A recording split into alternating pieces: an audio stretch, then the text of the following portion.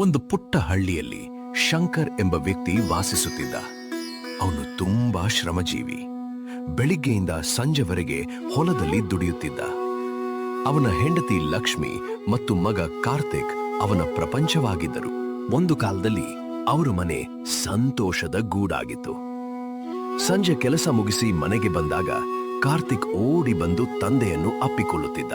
ಅಪ್ಪ, ಇವತ್ತು ಶಾಲೆಯಲ್ಲಿ ನನಗೆ ಮೊದಲ ರ್ಯಾಂಕ್ ಬಂದಿದೆ. ಮಗ, ನೀನು ದೊಡ್ಡ ಅಧಿಕಾರಿಯಾಗಬೇಕು. ನಾನು ಕಾಣದ ಕನಸುಗಳನ್ನು ನೀನು ಕಾಣಬೇಕು. ಲಕ್ಷ್ಮಿ ನಗುತ್ತಾ ಅವರನ್ನು ನೋಡುತ್ತಿದ್ದಳು. ಹಣ ಹೆಚ್ಚು ಇರಲಿಲ್ಲ, ಆದರೆ ಪ್ರೀತಿ ತುಂಬಾ ಇತ್ತು. ಆದರೆ ಒಂದು ದಿನ ಆ ಸಂತೋಷದ ಮನೆಗೆ ಮದ್ಯ ಎಂಬ ಕತ್ತಲೆ ಕಾಲಿಟ್ಟಿತು. ಊರಿನ ಜಾತ್ರೆಗೆ ಹೋದ ಶಂಕರ್ ಸ್ನೇಹಿತರ ಒತ್ತಾಯಕ್ಕೆ ಮಣಿದು ಮೊದಲ ಬಾರಿಗೆ ಮದ್ಯ ಕುಡಿದ. ಗೆಳೆಯ, ಒಂದು ದಿನ ಕುಡಿದ್ರೆ ಏನೂ ಆಗಲ್ಲ, ಕುಡಿಯೋ. ಈ ಮಾತು ಅವನ ಕಿವಿಯಲ್ಲಿ ಮೊಳಗಿತು. ಆದರೆ ಆ ಒಂದು ದಿನವೇ ಅವನ ಜೀವನದ ಕತ್ತಲೆಯ ಆರಂಭವಾಯಿತು. ಮೊದಲು ವಾರಕ್ಕೊಮ್ಮೆ, ನಂತರ 2 ದಿನಕ್ಕೊಮ್ಮೆ, ಕೊನೆಗೆ ಪ್ರತಿದಿನ ಮದ್ಯ ಅವನ ಬದುಕಿನ ಭಾಗವಾಗಿ ಬಿಟ್ಟಿತು. ಅವನ ಸಂಬಳದ ಹಣ ಮನೆಗೆ ಬರುವುದಕ್ಕಿಂತ ಮದ್ಯದ ಅಂಗಡಿಗೆ ಹೋಗತೊಡಗಿತು. ಮನೆಗೆ ಬರುವ ಸಮಯ ಕಡಿಮೆಯಾಯಿತು, ಮಾತು ಕಡಿಮೆಯಾಯಿತು, ಕೋಪ ಹೆಚ್ಚಾಯಿತು. ಒಂದು ರಾತ್ರಿ ಕಾರ್ತಿಕ್ಗೆ ಜ್ವರ ಬಂದಿತ್ತು. ಅವನು ಬಾಗಿಲಿನ ಕಡೆ ನೋಡುತ್ತಾ ಕುಳಿತಿದ್ದ. ಅಮ್ಮ, ಅಪ್ಪ ಯಾವಾಗ ಬರ್ತಾರೆ? ಈ ಮಾತು ಕೇಳಿದ ನಂತರ ಲಕ್ಷ್ಮಿ ಗಡಿಯಾರ ನೋಡಿದಳು. ರಾತ್ರಿ 11 ಗಂಟೆ. ಶಂಕರ್ ಇನ್ನೂ ಬಂದಿರಲಿಲ್ಲ. ಕಾರ್ತಿಕ್ ನಿಧಾನವಾಗಿ ಹೇಳಿದ, ಅಮ್ಮ, ನಾನು ಚಿಕ್ಕವನಿದ್ದಾಗ ಅಪ್ಪ ನನ್ನನ್ನು ಹೆಗಲ ಮೇಲೆ ಕೂರಿಸಿಕೊಂಡು ಜಾತ್ರೆಗೆ ಕರೆದುಕೊಂಡು ಹೋಗುತ್ತಿದ್ದರು ಅಲ್ವಾ? ಈಗ ಯಾಕೆ ನನ್ನ ಜೊತೆ ಮಾತಾಡುವುದಿಲ್ಲ? ಆ ಮಾತು ಕೇಳಿ ಲಕ್ಷ್ಮಿಯ ಹೃದಯ ಒಡೆದಂತಾಯಿತು. ಆದರೆ ಅವಳು ಮಗನ ಮುಂದೆ ನಗುವಂತೆ ನಟಿಸಿದಳು. ಆ ರಾತ್ರಿ ಕಾರ್ತಿಕ್ ತಂದೆಯ ನಿರೀಕ್ಷೆಯಲ್ಲೇ ನಿದ್ರೆಗೆ ಜಾರಿದ. ದಿನಗಳು ಕಳೆಯುತ್ತಾ ಹೋದವು. ಒಂದು ದಿನ ಶಾಲೆಯಲ್ಲಿ ನನ್ನ ತಂದೆ ಎಂಬ ವಿಷಯದ ಮೇಲೆ ಪ್ರಬಂಧ ಸ್ಪರ್ಧೆ ನಡೆಯಿತು. ಎಲ್ಲ ಮಕ್ಕಳು ತಮ್ಮ ತಂದೆಯ ಬಗ್ಗೆ ಹೆಮ್ಮೆಯಿಂದ ಬರೆಯುತ್ತಿದ್ದರು. ಆದರೆ ಕಾರ್ತಿಕ್ ಮಾತ್ರ ಖಾಲಿ ಹಾಳೆಯನ್ನು ನೋಡುತ್ತಾ ಕುಳಿತಿದ್ದ. ಶಿಕ್ಷಕರು ಹತ್ತಿರ ಬಂದು ಕೇಳಿದರು, ಏನಪ್ಪ ಕಾರ್ತಿಕ್, ಯಾಕೆ ಬರೀತಿಲ್ಲ? ಸರ್, ನಾನು ನನ್ನ ಅಪ್ಪನ ಬಗ್ಗೆ ಬರೆಯಲು ತುಂಬಾ ಇಷ್ಟಪಡುತ್ತೇನೆ. ಆದರೆ ಈ ದಿನ ಅಪ್ಪನ ಬಗ್ಗೆ ಬರೆಯಲ, ಅಥವಾ ನಾನು ಕಳೆದುಕೊಂಡ ಹಳೆಯ ಅಪ್ಪನ ಬಗ್ಗೆ ಬರೆಯಲ ಎಂದು ಗೊತ್ತಾಗುತ್ತಿಲ್ಲ. ಆ ಮಾತು ಕೇಳಿ ಶಿಕ್ಷಕರ ಕಣ್ಣು ಒದ್ದೆಯಾಯಿತು. ಇಡೀ ತರಗತಿ ಮೌನವಾಯಿತು. ಕೆಲ ದಿನಗಳ ನಂತರ ಶಾಲೆಯ ಫೀಸ್ ಕಟ್ಟುವ ದಿನ ಬಂದಿತು. ಕಾರ್ತಿಕ್ ಪುಸ್ತಕ ಹಿಡಿದು ತಂದೆಯ ಬಳಿ ಬಂದ. ಅಪ್ಪ, ನಾಳೆ ಫೀಸ್ ಕಟ್ಟಬೇಕು. ಶಂಕರ್ ಜೇಬು ನೋಡಿದ. ಹಣ ಇರಲಿಲ್ಲ. ಇದ್ದ ಹಣವನ್ನು ಮದ್ಯಕ್ಕೆ ಖರ್ಚು ಮಾಡಿದ್ದ. ಅವನು ಕೋಪದಿಂದ, ನನಗೆ ತಲೆ ತಿನ್ನಬೇಡ, ನನ್ನ ತಲೆ ಸರಿ ಇಲ್ಲ, ಹೋಗು ಸುಮ್ಮನೆ. ಆ ರಾತ್ರಿ ಅವನು ತಾಯಿಯ ಮಡಿಲಲ್ಲಿ ಅಳುತ್ತಾ ಕೇಳಿದ, ಅಮ್ಮ, ನಮ್ಮ ಅಪ್ಪ ನಮ್ಮನ್ನ ಪ್ರೀತಿಸುವುದನ್ನ ಮರ್ತು ಬಿಟ್ರಾ? ಲಕ್ಷ್ಮಿಗೆ ಉತ್ತರವೇ ಇರಲಿಲ್ಲ. ಅವಳ ಕಣ್ಣೀರು ಮಾತ್ರ ಉತ್ತರ ನೀಡಿತು. ಮನೆಯಲ್ಲಿದ್ದ ಚಿನ್ನಾಭರಣ ಮಾರಾಟವಾಯಿತು. ನಂತರ ಜಮೀನು ಮಾರಾಟವಾಯಿತು. ಸಾಲಗಳು ಹೆಚ್ಚಾದವು. ಮನೆಗೆ ನಗು ಕಡಿಮೆಯಾಯಿತು. ಮೌನ ಮಾತ್ರ ಹೆಚ್ಚಾಯಿತು. ಒಂದು ದಿನ ಕಾರ್ತಿಕ್ ಜಿಲ್ಲಾ ಮಟ್ಟದ ಸ್ಪರ್ಧೆಯಲ್ಲಿ ಮೊದಲ ಸ್ಥಾನ ಪಡೆದ. ಅವನು ಟ್ರೋಫಿ ಹಿಡಿದು ಮನೆಗೆ ಓಡಿ ಬಂದ. ಅಪ್ಪ, ನಾನ್ ಗೆದ್ದಿದ್ದೇನೆ ನೋಡು ಅಪ್ಪ ಎಂದು ಖುಷಿಯಿಂದ ಕೂಗಿದ. ಆದರೆ ಶಂಕರ್ ಮದ್ಯದ ಅಮಲಿನಲ್ಲಿ ಕುಳಿತಿದ್ದ. ಅವನಿಗೆ ಮಗನನ್ನ ಧ್ವನಿಯೇ ಕೇಳಿಸಲಿಲ್ಲ. ಕಾರ್ತಿಕ್ ನಿಧಾನವಾಗಿ ತನ್ನ ಕೋಣೆಗೆ ಹೋದ. ಟ್ರೋಫಿಯನ್ನು ಮೇಜಿನ ಮೇಲೆ ಇಟ್ಟ. ನಂತರ ಅಳುತ್ತಾ ಹೇಳಿದ, ಯಾಕ್ ಮಗ ನೀನ್ ಅಳ್ತಾ ಇದೀಯಾ? ನಾನ್ ಗೆದ್ರು ಅಪ್ಪ ನೋಡ್ಲಿಲ್ಲ, ನಾನ್ ಸೋತ್ರು ಅಪ್ಪ ನೋಡ್ಲ. ಆ ಮಾತು ಕೇಳಿ ಲಕ್ಷ್ಮಿಯ ಹೃದಯ ಮತ್ತೆ ಒಡೆದಿತು. ಒಂದು ದಿನ ಕಾರ್ತಿಕ್ ದೇವರ ಮುಂದೆ ಕುಳಿತಾ ಹೇಳಿದ, ದೇವ್ರೇ, ನನ್ ಸ್ನೇಹಿತರು ಹೊಸ ಮೊಬೈಲ್ ಕೇಳ್ತಾರೆ, ಹೊಸ ಸೈಕಲ್ ಕೇಳ್ತಾರೆ. ನಾನು ಏನೂ ಕೇಳೋದಿಲ್ಲ. ನನಗೆ ನನ್ನ ಅಪ್ಪನನ್ನು ಮೊದಲಿನಂತೆ ಮಾಡು ದೇವ್ರೆ. ಅವನ ಪ್ರಾರ್ಥನೆ ಕೇಳಿ ಲಕ್ಷ್ಮಿ ಅಡುಗೆ ಮನೆಯ ಹಿಂದೆ ನಿಂತು ಬಿಕ್ಕಿ ಬಿಕ್ಕಿ ಅತ್ತಲು. ಕೆಲ ದಿನಗಳ ನಂತರ ಕಾರ್ತಿಕ್ ತನ್ನ ತಂದೆಗೆ ಒಂದು ಪತ್ರ ಬರೆದ. ಪ್ರಿಯ ಅಪ್ಪ, ನಾನು ದೇವ್ರ ಬಳಿ ದುಡ್ಡು ಕೇಳೋದಿಲ್ಲ, ದೊಡ್ಡ ಮನೆ ಕೇಳೋದಿಲ್ಲ, ಹೊಸ ಸೈಕಲ್ ಕೂಡ ಕೇಳೋದಿಲ್ಲ. ನನಗೊಂದು ಉಡುಗೊರೆ ಬೇಕು. ಅದು ಹಳೆಯ ಅಪ್ಪ, ನನ್ನ ಜೊತೆ ನಗುತ್ತಿದ್ದ ಅಪ್ಪ, ನನ್ನನ್ನು ಪ್ರೀತಿಸುತ್ತಿದ್ದ ಅಪ್ಪ, ನನ್ನ ಕನಸುಗಳ ಬಗ್ಗೆ ಕೇಳುತ್ತಿದ್ದ ಅಪ್ಪ. ಅಪ್ಪ, ನೀನು ಮತ್ತೆ ಮೊದಲಿನ ಹಾಗೆ ಆಗುತ್ತೀಯಾ? ನಿನ್ನ ಮಗ ಕಾರ್ತಿಕ್. ಆ ಪತ್ರ ಓದುತ್ತಿದ್ದ ಶಂಕರ್ನ ಕೈಗಳು ನಡುಗಿದವು. ಪತ್ರದ ಮೇಲೆ ಅವನ ಕಣ್ಣೀರಿನ ಹನಿಗಳು ಬಿದ್ದವು. ಆದರೆ ಅವನ ವ್ಯಸನ ಇನ್ನೂ ಅವನನ್ನು ಬಿಡಲಿಲ್ಲ. ಒಂದು ದಿನ ಲಕ್ಷ್ಮಿ ತಾಳ್ಮೆ ಕಳೆದುಕೊಂಡಳು. ಅವಳು ಕಣ್ಣೀರಿಡುತ್ತಾ ಹೇಳಿದಳು, ನೀನ್ ಮದ್ಯ ಕುಡ್ದಿನ ನಾನ್ ಗಂಡನನ್ ಕಳೆದ್ಕೊಂಡೆ. ನೀನ್ ಮನೆಗ್ ಬರ್ದೆ ತಡ ಮಾಡಿದ ದಿನ ಮಗ ತನ್ನ ಅಪ್ಪನನ್ ಕಳೆದ್ಕೊಂಡಿದ್ದಾನೆ.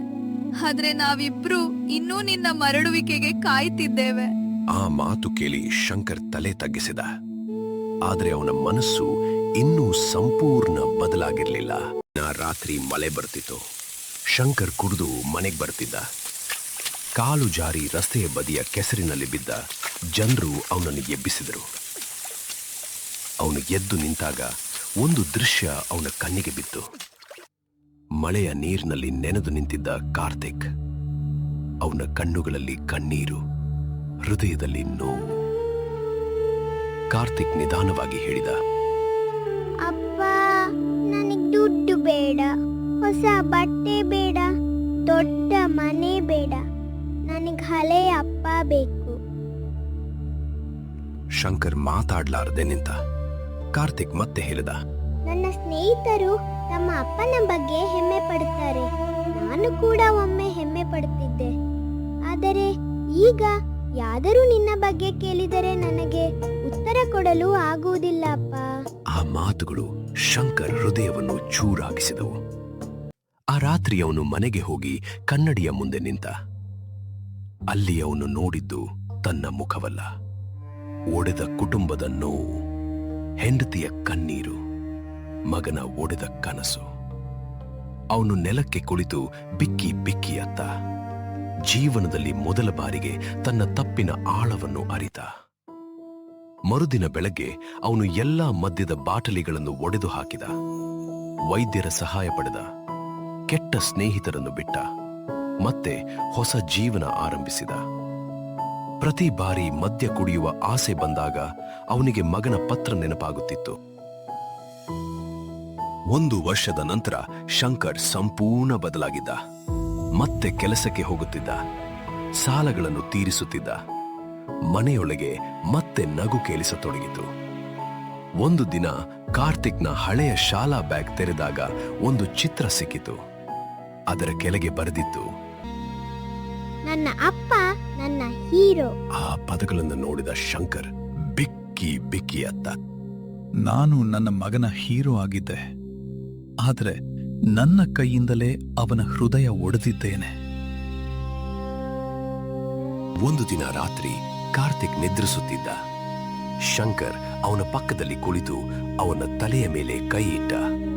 ಅಳುತ್ತಾ ಹೇಳಿದ, ಮಗ, ನಾನು ನಿನ್ನ ಬಾಲ್ಯವನ್ನು ಕತ್ತಿದ್ದೇನೆ, ನಿನ್ನ ನಗುವನ್ನು ಕತ್ತಿದ್ದೇನೆ, ನಿನ್ನ ಹೆಮ್ಮೆಯನ್ನು ಕತ್ತಿದ್ದೇನೆ.